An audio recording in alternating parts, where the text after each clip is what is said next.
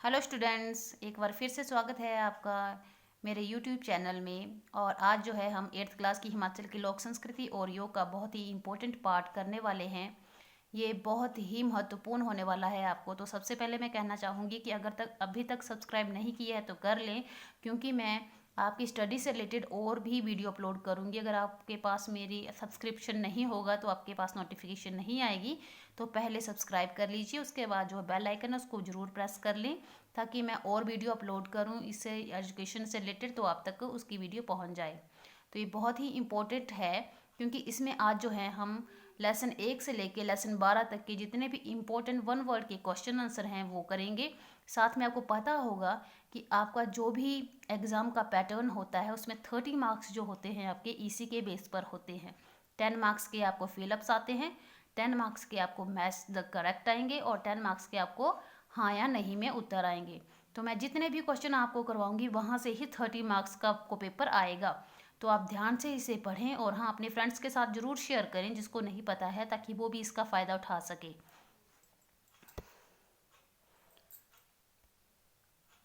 तो ये लेसन 1 से लेके 12 तक के क्वेश्चन आंसर हैं। स्टूडेंट, मैं पहले ही आपको बता दूं कि मेरे हाथ में राइट हैंड में जो है चोट लगी है, प्लास्टर है, तो मैं उल्टे हाथ से ही काम करूंगी। अगर कोई प्रॉब्लम आती है या आपको कोई असुविधा होती है तो उसके लिए पहले ही सॉरी।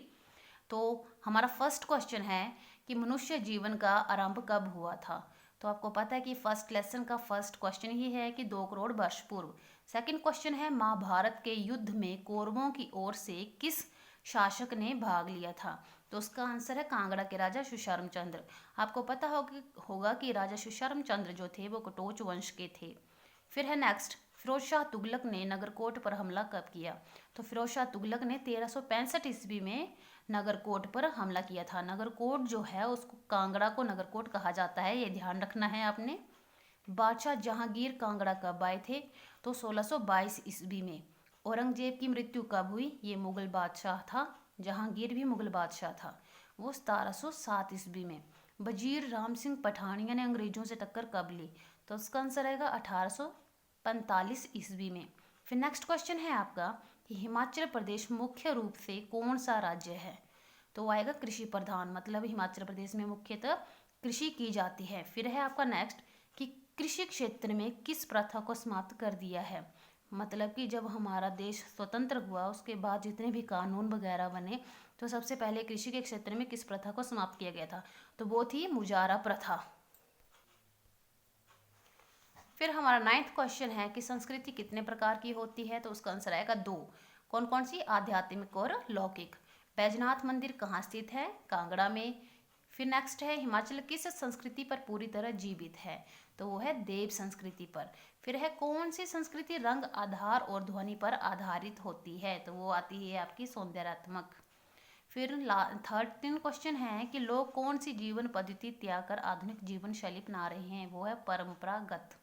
लीजा और जैक कहाँ के निवासी हैं। वो इंग्लैंड के। ह्यून सांग कौन था, यानी कि कौन सा यात्री था। तो वो आएगा चीनी। तो स्टूडेंट, परंपरागत होती है जो हमारे टाइम के अनुसार बदलती है। जैसी परंपरा आती है उसके हिसाब से जब हम चेंज होते हैं। 16 क्वेश्चन है आपका कि मानव जीवन का आरंभ कितने करोड़ वर्ष पूर्व से माना जाता है। तो वो इसका आंसर फिर से आएगा 2 करोड़ वर्ष पूर्व। 17 है कि कौन से सन में औरंगजेब की मृत्यु हुई। तो हुई थी वो 1707 ईस्वी में।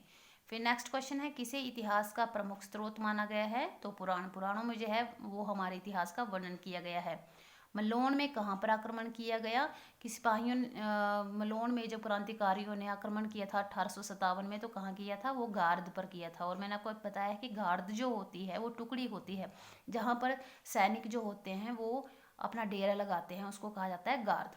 किस रानी को देश निकाला दे दिया गया था। तो रानी रणपूत को देश निकाला दिया गया था। फिर नेक्स्ट है किस सैनिक ने स्वयं को गोली मारकर शहीद कर लिया। तो उसका आंसर आएगा दरोगा बुद्धि सिंह ने। पंचवर्षीय योजनाएं कितने वर्ष के लिए होती हैं। तो इसमें आप अगर नहीं भी पता है तो आप क्वेश्चन पे ही देख सकते हैं कि पंचवर्षीय मतलब 5 सालों के लिए। तो कितने वर्षों के लिए होती है, 5 सालों के लिए होती है। पहाड़ों की कटाव से क्या हो रही हैं।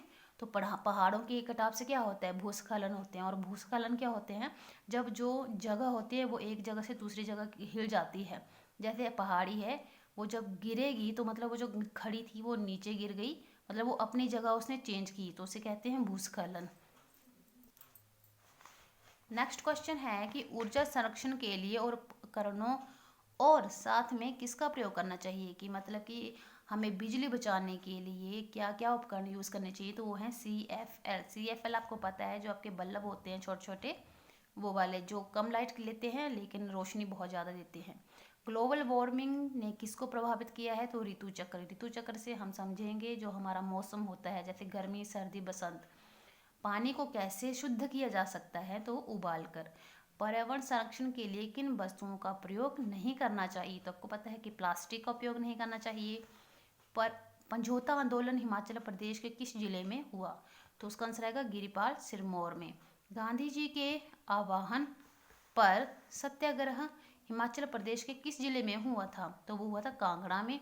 बाबा कांशीराम को पहाड़ी गांधी कहकर किसने पुकारा, तो ये अगर आप हेल्प बुक से पढ़ते हैं तो क्वेश्चन का आंसर गलत है, तो ध्यान रखना है कि बाबा कांशीराम को पहाड़ी गांधी जवाहरलाल नेहरू ने कहा था, और बुलबुले पहाड़ जो था वो सरोजनी नायडू ने कहा था।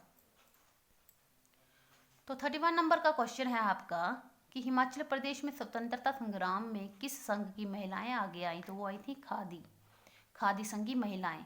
सूर्योदय का दृश्य कहाँ का प्रसिद्ध है, तो वो कन्याकुमारी का है। नेक्स्ट है सूर्य नमस्कार की कितनी स्थितियां होती हैं, तो आंसर आएगा 12। सूर्य नमस्कार करने से क्या लचीला होता है, तो मेरुदंड। मेरुदंड जो होता है वो आपका बैकबोन को कहा जाता है। स्वामी विवेकानंद रॉक मेमोरियल कहाँ स्थित है, तो उसका आंसर आएगा कन्याकुमारी। 36 ध्यान की परम स्थिति कौन सी होती है, तो समाधि। फिर नेक्स्ट क्वेश्चन है कि स्वेच्छा से कष्ट सहकर भी क्या नहीं होना चाहिए, तो स्वेच्छा से कष्ट सहकर दुखी नहीं होना चाहिए। स्वेच्छा होती है अपनी इच्छा से। कर्ण पीड़ासन किन रोगियों को नहीं करना चाहिए, तो उसका आंसर आएगा उच्च रक्तचाप, मतलब बीपी हाई जिनको होता है उनको कर्ण पीड़ासन का जो आसन होता है वो नहीं करना चाहिए। 39th क्वेश्चन है आपका कि महर्षि पतंजलि के अनुसार योग के कितने अंग हैं। पतंजलि जो है वो हमारा योग ग्रंथ है, तो उसके अनुसार 8 अंग हैं। कौन कौन से, यम, नियम, आसन, प्राणायाम, प्रत्याहार, धारणा, ध्यान व समाधि। इनको आपने याद करना है क्योंकि कभी कभी क्वेश्चन में पूछा जाता है कि योग के अनुसार हमारा फोर्थ अंग कौन सा है या फिफ्थ अंग कौन सा है, तो ध्यान रखना है आपने। नेक्स्ट क्वेश्चन है बंध कौन से आसन में किया जाता है, तो इसका ध्यान रखना कि पद्मासन में। पद्मासन में ही हर बंध और आसन होते हैं। बंध कितने प्रकार के होते हैं, तो उसका आंसर आएगा 3 प्रकार के। कौन कौन से होते हैं, रेचक, कुंभक और पूरक।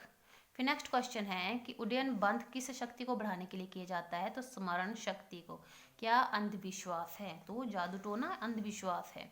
हिमाचल प्रदेश के बारे में किस चीनी यात्री ने अपने लेखों में वर्णन किया है, तो ये वही क्वेश्चन है, ह्यून सांग जो चीनी यात्री था। फिर 1857 ईस्वी में सैनिकों के विद्रोह का क्या कारण था, तो आपने ध्यान रखना कि 1857 में जब से विद्रोह हुआ था तो उसमें सैनिक विद्रोह भी था, तो वो हुआ था चर्बी वाले कारतूस। जो गोलियां जो थी दी गई थी सैनिकों को चलाने के लिए, तो उसमें चर्बी लगी होती थी। भारतीय सैनिकों ने इसका विरोध किया था और वो विरोध जो था वो 1857 की क्रांति में आगे आया था। तो हिमाचल सरकार का गठन कब हुआ, 1952 ईस्वी में। स्टूडेंट ध्यान रखना है कि 1947 में जब भारत आज़ाद हुआ तो हिमाचल की सरकार अभी बनी नहीं थी, हिमाचल एक केंद्र शासित राज्य था। उसके बाद 1951 में जो था वोटिंग हुई थी और 1952 में हिमाचल सरकार का गठन हुआ था। तो स्टूडेंट जैसे कि मैंने आपको बताया ये बहुत ही इंपॉर्टेंट क्वेश्चन है, अगर अभी तक सब्सक्राइब नहीं किया है तो सब्सक्राइब कर लीजिए। तो नेक्स्ट क्वेश्चन है पालमपुर में कृषि विश्वविद्यालय की स्थापना कब हुई, तो 1978 में पालमपुर में कृषि विश्वविद्यालय की स्थापना हुई थी। नेक्स्ट क्वेश्चन है हिमाचल प्रदेश में कितनी नदियां हैं, तो आपको पता होना चाहिए कि हिमाचल में 5 नदियां हैं। कौन कौन सी, चिनाब, रावी, सतलुज, ब्यास व यमुना। इनकी सह नदियां भी हैं लेकिन जो मेन नदियां हैं वो 5 हैं। संस्कृति का शाब्दिक अर्थ क्या है, तो संस्कृति का शाब्दिक अर्थ होता है सुधारना। फिर है आपका 50th क्वेश्चन कि 3R का क्या अर्थ है, तो 3R मतलब R1 reduce, R2 reverse and R3 recycle. Reduce means कम करना, रिवर्स मतलब पुनः प्रयोग करना, और रिसाइकल मीन पुनः चक्रित करना, मतलब चीज़ों का कम प्रयोग करना और उनका दोबारा प्रयोग करना। मतलब कि आप कोई चीज़ यूज़ कर रहे हैं तो कोशिश करने की वो कम्प्लीटली ख़त्म हो जानी चाहिए। फिर उसके बाद अगर वो आपकी फिर से यूज़ हो गई है तो उसको जो है रिसाइकलिंग के लिए भेज सकते हैं, उनको दोबारा से प्रयोग करने के लिए यूज़ किया जा सकता है। फिर नेक्स्ट क्वेश्चन है, भाई दो न पाई दो का नारा किसने दिया? तो भाई दो न पाई दो का नारा दिया था पंडित पद्म देव ने। 52 क्वेश्चन है, छोटी काशी के नाम से किसे पुकारा जाता है? तो मंडी को छोटी काशी के नाम से पुकारा जाता है। योग के नियम के कितने घटक हैं? तो योग के कितने नियम हैं? 8 नियम हैं, लेकिन उन नियमों के भी घटक हैं, कितने हैं? 5 हैं। कौन कौन से? शौच, संतोष, तप, स्वाधान, ईश्वर प्राणिधान। सोच होता है जब आप सुबह फ्रेश वगैरह होते हैं। संतोष होता है कि हमारे पास जितनी चीज़ है उसी में संतुष्ट होना। तप होता है किसी भी चीज़ को प्राप्त करने के लिए, जो आप जैसे आप स्टडी कर रहे हैं, आपको अच्छे मार्क्स चाहिए तो आपको उसके लिए जो मेहनत करनी पड़ती है वो तो आप तप होता है। स्वाधान होता है कि हर चीज़ को स्वयं से ही, अगर आप कुछ कर रहे हैं तो उसको ध्यान से आप करेंगे, वो तप हुआ। लेकिन बिना किसी की सहायता के उसको सोचेंगे समझेंगे तो उसको स्वाधान कहते हैं, कि अपने आप उस चीज़ का हल निकालना। और ईश्वर प्राणिधान कि ईश्वर पर भरोसा रखना, ईश्वर की स्तुति करना। यम का संबंध किससे है? तो यम का संबंध व्यक्तित्व से है। 55th क्वेश्चन है कि प्राण किसे कहते हैं? तो प्राण वायु को कहते हैं। हिमाचल में लोक देवताओं को कितनी श्रेणियों में बांटा गया है? तो उसका आंसर आएगा 8। फिर नेक्स्ट है, पहला प्रजामंडल कब बना? तो कब बना था? 1934 ईस्वी में। ग्राम शामलात भूमि अधिनियम कब पारित हुआ? 1974 में। शीतली प्राणायाम से शरीर को क्या मिलती है? तो ठंडक। और लास्ट क्वेश्चन है हमारा, हिमाचल प्रदेश को पूर्ण राज्य का दर्जा कब प्राप्त हुआ? तो वो था 25 जनवरी 1971 को। 25 जनवरी 1971 से पहले जो था वो हिमाचल का गठन हो रहा था, छोटी छोटी रियासतें में उसमें जोड़ी जा रही थी, लेकिन 25 जनवरी 1971 को उसे पूर्ण राज्य का दर्जा दे दिया गया, मतलब कि वो कंप्लीट स्टेट बन गया। तो आपको पता है कि स्टेटहुड जो होता है वो हमारा 25 जनवरी को होता है, हिमाचल डे। तो स्टूडेंट्स, ये थे हमारे बहुत ही इंपॉर्टेंट 1 से लेकर 60 तक के क्वेश्चन आंसर।